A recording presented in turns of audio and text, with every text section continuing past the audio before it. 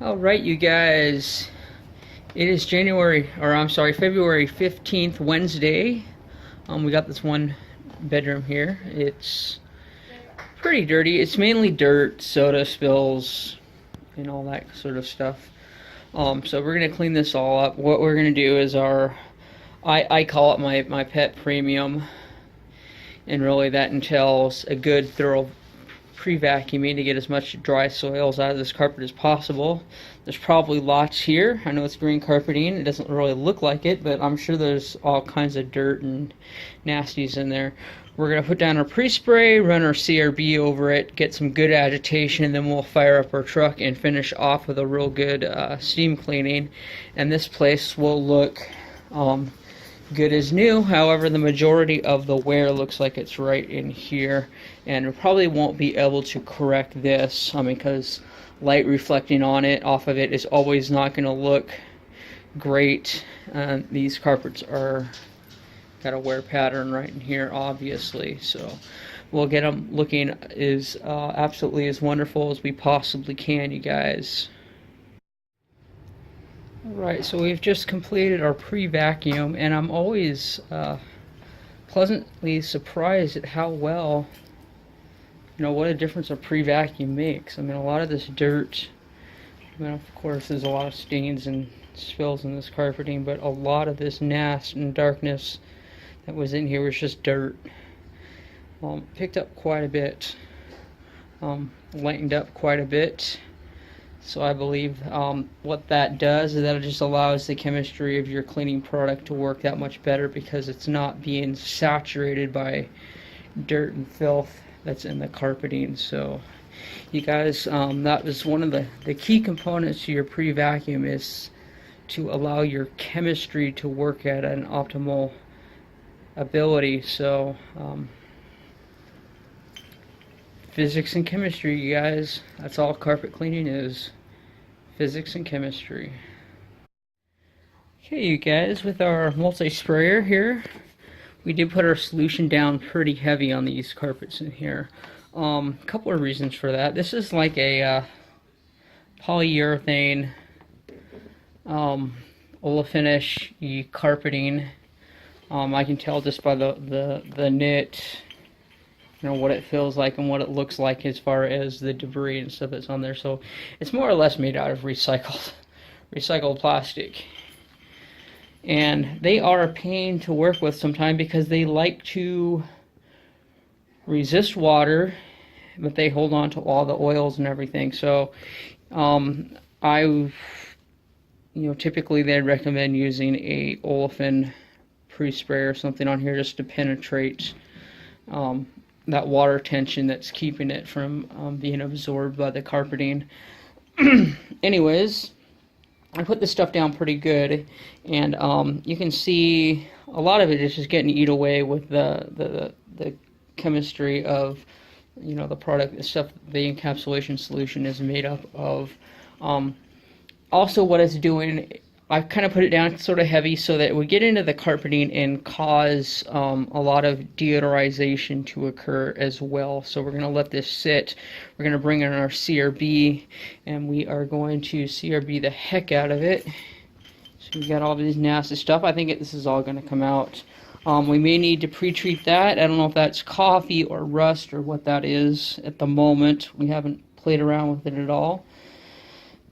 But after the CRB, we'll just take a look to see how things look. So a lot of times it's just playing by ear, you guys.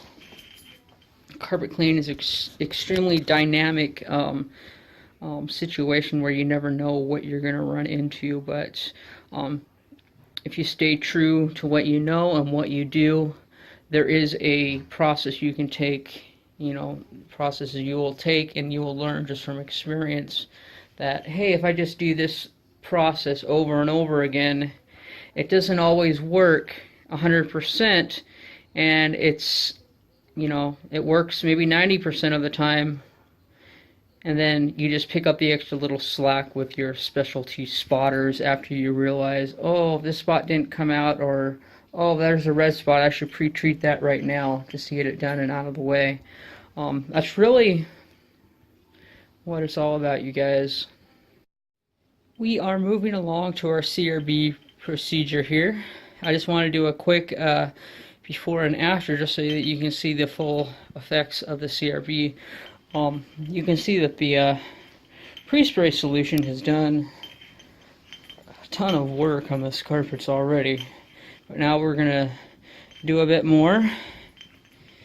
Get a good look at all that nasty stuff because I have a feeling that the CRB is going to erase a lot of it, like our magic eraser even. So it's kind of what I nicknamed this guy, the magic eraser, because it does absolute wonders. We just finished up running our CRB over these carpets. As you can see, all that gunk, I mean, that's probably years of debris buildup and everything that just came out.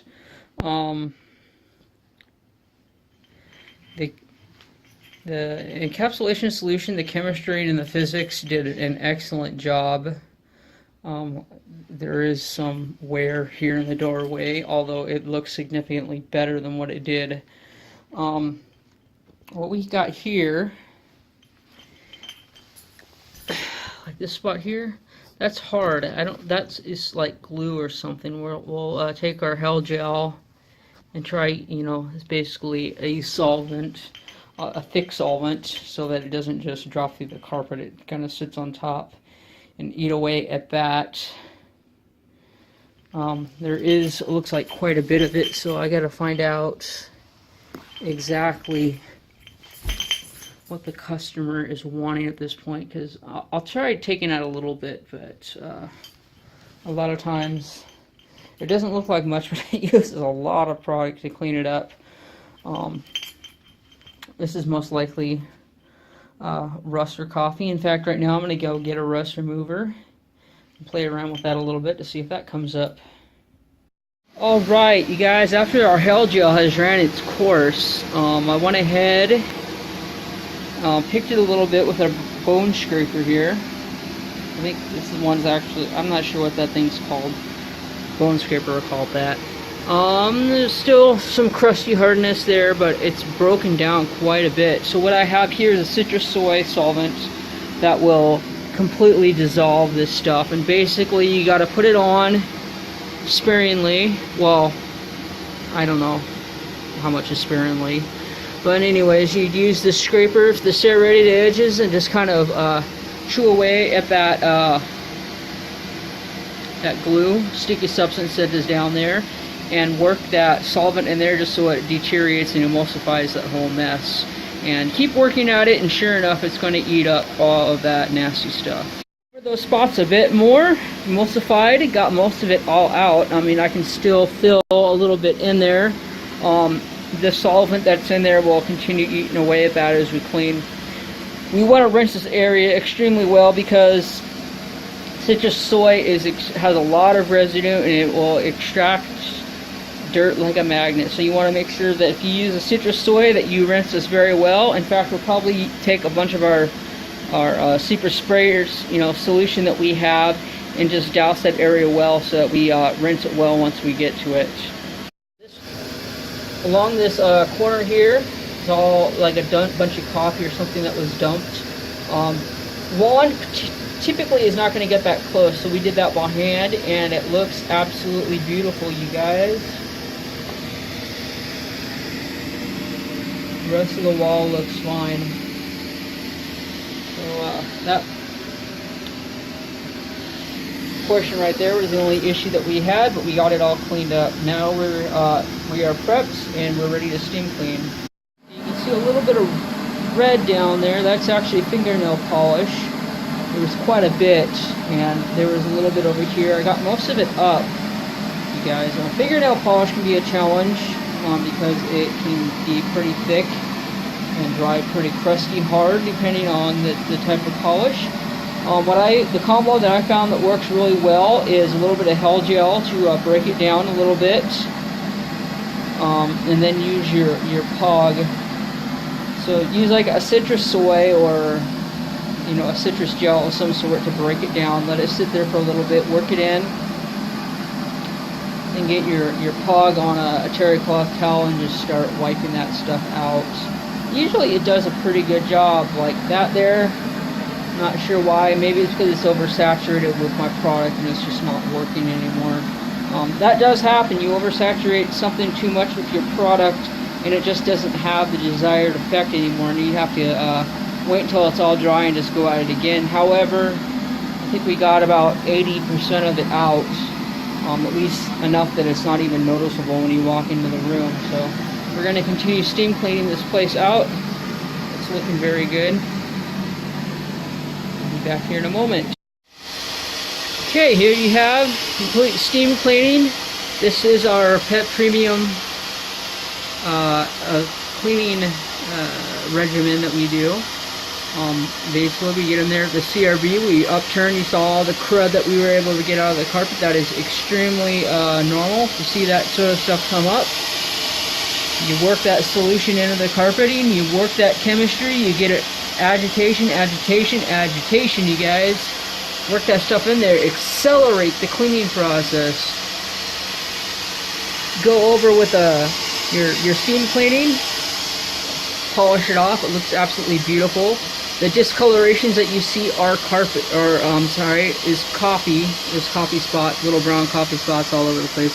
So what we are going to do now is we're going to make up some of our coffee stain remover, and that is going to chemically alter and obliterate all the components that cause the coffee stain. Also known as the tannin stain. It comes from the bean of the coffee, and it's unlike most food is synthetic coloring, and it comes out with a synthetic dye remover. Pretty easy. Coffee's a little bit different because it's a natural stain. Coffees and teas the same way. So we'll go ahead and we'll make up some of our tannin stain remover for treating coffee and tea, and go ahead and spray it on there. We are going to use our brush there, hand brush, to do some gentle agitation. You guys, tannin stains come out of carpeting over time as it dries. So you're not going to see, most likely, sometimes you do, sometimes you see instant results, but other times, it takes a while to see the coffee stain removed. And unlike, you've gone into places, you've done cleaning, and the customer has called you back a couple days later and said, hey, where did this spot come from? And you go out there and you're scratching your head like, that wasn't here when I was cleaning. You guys, coffee stains and tea and those sort of things will sit in the carpets if the previous carpet cleaner only surface cleaned the carpeting. So you upset that spot by getting it wet or whatever, and it's going to cause wicking to occur, and that spot is just going to come right back to the top of the surface again. With a good tannin stain remover, you guys, you put that on there and it completely obliterates the entire stain. It pulls the whole thing. It treats the thing from the stain from the surface to the subfloor for the most part. So you put it down there pretty good, you are not going to have any problems with wicking occurring. This carpeting here, synthetic, polyurethane stuff, pretty much like I said, made out of recycled bottles. It's pretty much already dry right now, and we just steamed it real well, so this stuff almost dries instantly, and it looks absolutely beautiful. Again, with this browning you see here, probably due to coffee, we just take our coffee stain remover. This stuff is pretty harsh, so we want to, good thing it doesn't look like anybody's going to be in here, because I am putting it down pretty good so we don't have any wicking going on. So we just use our spray bottle, trigger sprayer, moisten the carpet real good, get it in there, use our brush, kind of do a little tamping process, work that stuff in there, and within a few hours it'll pull that stuff right out. And that's why we do our follow-up calls, you guys, because I love hearing about how stains disappear. And there are the final results, you guys. Looks awesome, ready to use again. And a lot of that darkening should, like I said, just fade right on out as our cleaning product, tannin stain remover, does its job.